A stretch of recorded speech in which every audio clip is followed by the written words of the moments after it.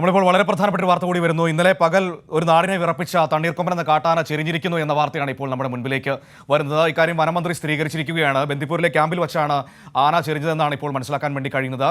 അതിന് മരണകാരണം സംബന്ധിച്ച കാര്യങ്ങളൊന്നും ഇപ്പോൾ വ്യക്തമായിട്ടില്ല. ഏതായാലും പോസ്റ്റ്മോർട്ടം അടക്കമുള്ള കാര്യങ്ങൾ നടത്തിയാൽ മാത്രമേ മരണകാരണം അടക്കമുള്ള കാര്യങ്ങളിൽ വ്യക്തത വരുള്ളൂ എന്നാണ് നമുക്ക് അറിയാൻ കഴിയുന്നത്. ഏതായാലും ഇന്നലെ ഒരു നാടിനെ മുഴുവൻ വിറപ്പിച്ച് മയക്കുവെടി വെച്ച് തളച്ച് ബന്ദിപ്പൂരിലേക്ക് കൊണ്ടുപോയ ആനയാണ്. അവിടെ രാമപുര എന്ന് പറയുന്ന സ്ഥലത്തെ ക്യാമ്പിലേക്ക് മാറ്റിയ ആനയാണ് ഇപ്പോൾ ചെരിഞ്ഞിരിക്കുന്നത്. മരണകാരണം എന്താ എന്നതടക്കമുള്ള കാര്യങ്ങളിൽ കൂടുതൽ വ്യക്തത വരേണ്ടിയിരിക്കുന്നു. പോസ്റ്റ്മോർട്ടം നടപടികൾ ഉടൻ തന്നെ ആരംഭിക്കുമെന്നാണ് നമുക്ക് അറിയാൻ വേണ്ടി കഴിയുന്നത്. അതിനുശേഷം മാത്രമാണ് മരണകാരണം എന്താണ് എന്നതിനെക്കുറിച്ചൊരു വ്യക്തത വരികയുള്ളൂ. ഏതായാലും അത് ഏറെ സങ്കടകരമായ ഒരു കാര്യം തന്നെയാണ്. കാരണം നാട്ടിലിറങ്ങി പ്രശ്നങ്ങളൊന്നും ഉണ്ടാക്കിയില്ലാത്ത ഒരു ആന കൂടിയായിരുന്നു, ഉപദ്രവകാരി ആയിരുന്നില്ല. അത് നിന്ന സ്ഥലത്ത് തന്നെ നിലയുറപ്പിക്കുകയും നാട്ടുകാർക്കൊന്നും പ്രശ്നങ്ങൾ ഉണ്ടാകാത്ത രീതിയിൽ നിന്ന ഒരു ആന കൂടിയാണ്. പക്ഷേ അതിനെ നാട്ടിൽ നിന്ന് മാറ്റേണ്ടത് ആവശ്യമായതുകൊണ്ട് തന്നെയാണ് അതിനെ മയക്കുവെടി വെച്ച് പിടികൂടി കൊണ്ടുപോയത്. വിദഗ്ധ സംഘം തന്നെയാണ് മയക്കുവെടി വെച്ചത്. പക്ഷേ എന്താണ് സംഭവിച്ചത് എന്നതിനെക്കുറിച്ച് നമുക്ക് ഇനി പിന്നീട് അതിനെക്കുറിച്ച് മനസ്സിലാക്കേണ്ടിയിരിക്കുന്നു. ബന്ദിപ്പൂരിൽ വെച്ചാണ് ആന ചെരിഞ്ഞത് എന്നാണ് നമുക്ക് മനസ്സിലാക്കാൻ വേണ്ടി കഴിയുന്നത്.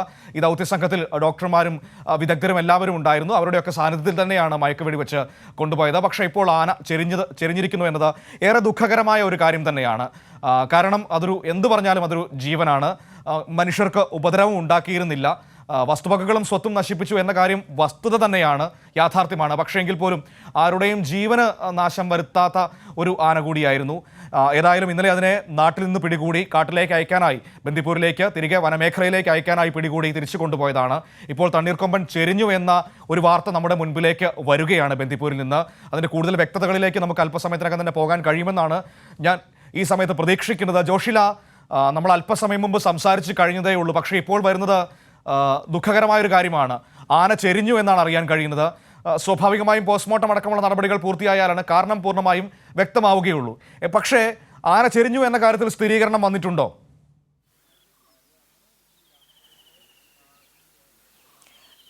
ഇത്തരത്തിൽ ഒരു പ്രസ്താവന മന്ത്രി കെ ശശീന്ദ്രൻ നടത്തി എന്നുള്ളതാണ് നമുക്ക് ലഭിക്കുന്ന വിവരം. എന്തായാലും അതിൻ്റെ ആരോഗ്യസ്ഥിതി വളരെ മോശമായിരുന്നു എന്നുള്ളതാണ് ലഭിക്കുന്ന വിവരം. മറ്റൊരു കാര്യം, രാമപുര ക്യാമ്പിൽ ആരോഗ്യ പരിശോധനയ്ക്ക് ശേഷം മാത്രമേ ബന്ദിപ്പൂർ വനത്തിലേക്ക് ഇതിനെ വിടുകയുള്ളൂ എന്നുള്ള വിവരങ്ങൾ നമുക്ക് ലഭിച്ചിരുന്നു. എന്നാൽ വളരെ മൈന്യൂട്ടായിട്ടുള്ള ഏറ്റവും ചെറിയ തോതിലുള്ള മരുന്ന് മാത്രമാണ് ഇന്നലെ അതിന്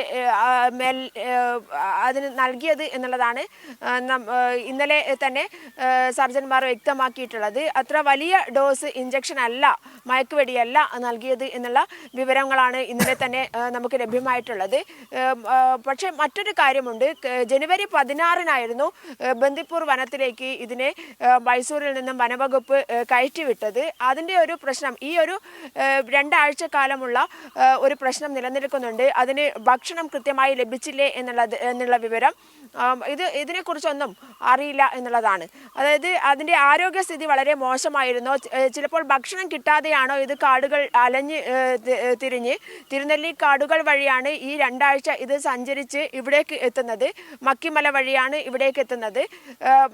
ഒരു ഘട്ടം കഴിഞ്ഞപ്പോൾ അതിൻ്റെ ഗതി മാറിയിരുന്നു. അതായത് മൈസൂർ നിന്നും വനംവകുപ്പ് ഇതിനെ ബന്ദിപ്പൂർ വനത്തിലേക്ക് വിടുന്ന സമയത്ത്, കാട്ടിലേക്ക് കയറ്റി അയക്കുന്ന സമയത്ത് ഇതിൻ്റെ ആരോഗ്യസ്ഥിതി എന്തായിരുന്നു എന്നുള്ളത് വ്യക്തമല്ല. അതേസമയം തന്നെ ഇത് ഈ ഒരു തിരുനെല്ലി വഴി പെട്ടെന്ന് തന്നെ ഗതി മാറിയാണ് തിരുനെല്ലി വഴി കയറുന്നതും ഇവിടെ മക്കിമല വഴി മാനന്തവാടി ടൗണിലേക്ക് എത്തുന്നതും.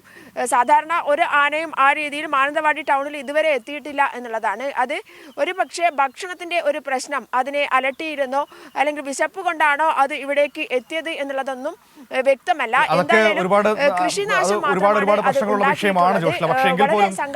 ഇവിടെ ഇപ്പോൾ സ്വാഭാവികമായി ഇനി വിമർശനങ്ങൾ ഉയരും, ഒരുപാട് വിമർശനങ്ങൾ വരും. അശാസ്ത്രീയമായ രീതിയിലാണ് ആനയെ പിടികൂടിയതെന്നൊക്കെ പറഞ്ഞുകൊണ്ട്. ഇനിയിപ്പോൾ ആനയെ പിടികൂടിയില്ലെങ്കിൽ അത് മറ്റൊരു തരത്തിൽ വിമർശനം വരും.